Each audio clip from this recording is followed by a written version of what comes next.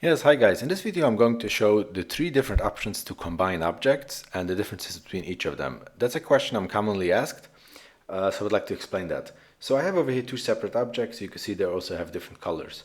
If you want to combine them finally and make sure that it's manifold and complete before, for example, 3D printing, in that case, the option is stitch and scoop and option union. That basically combines them. And it makes it completely stitched together so it's printable.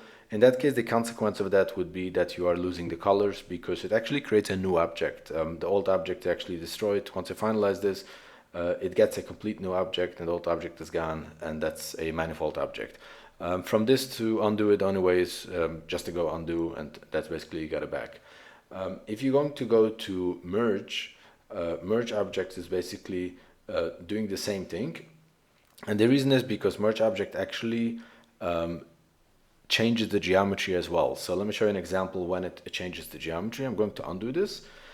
It actually finds where they have overlapping. In this case, it wouldn't change. But if I take, for example, let's say a single object, and I'm gonna, let's say, split this off. So you can see this object has now, basically, I have 6 faces. So this basically has, because you see I have a total of 12. So this is selected now 6, and now I've selected just one face. If I'm going to, and you see a total amount of vertices is 16. If I'm going to split this off, now you get a total of 20 because there's something a concept called merge vertices, which means in this sections, for example, we have 4 vertices over here. They are shared between this edge and between these edges. But the minute I split this off, it's now, this is a separate object, as you can see over here, and I can move it away. The minute I split this off, it needs to get its own vertices. So once you merge them together, you go over here now, let's select this plus this. I have to select these two. Let's see, I have to turn our faces, okay? So I select these two, and now I go and merge them together. You're gonna see it's gonna bring it back to 16 vertices. So actually the face count didn't change. I still have the same faces, but it's different vertices. So merge is somewhat doing it. In cases like this, you don't need a Boolean tool. You can just merge it. Merge is also used if you would go, for example, you want to collapse vertices. You can use the snap tool to select vertices, collapse them, and then you can merge them. And actually snap, I think, will merge them automatically. But then you can do remove duplicates and so on, which will have the same function. Remove duplicates have the same function what merge is doing. It will automatically remove if you have something duplicate. So let me show you just that example.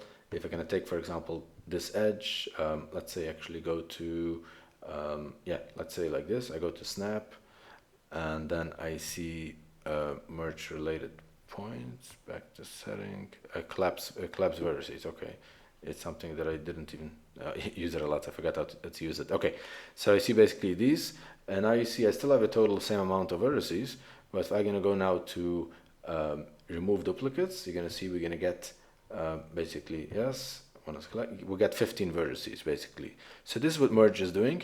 It finds things where things are together and it's removing duplicates.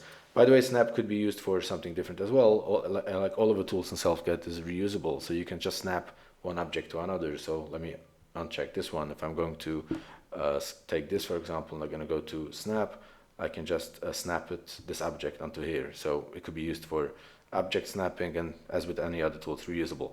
But back to the point, what I wanted to show.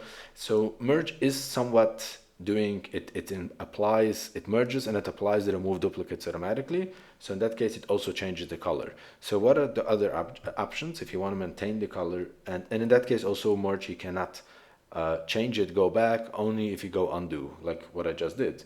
The other option is you can group it. Command G, it tells you the command over here. It's Control plus G, and if you group it.